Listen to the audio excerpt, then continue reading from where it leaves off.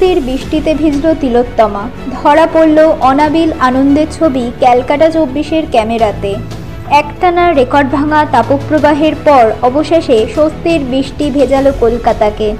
সোমবার সন্ধে থেকে দক্ষিণবঙ্গে শুরু হয়েছে একটানা বৃষ্টি, আর তাতেই উৎফুল্ল কলকাতাবাসী, ঠিক যেমনটা দেখা যাচ্ছে এই দেগঙ্গা কার্তিকপুরে তোলা ছবিতে।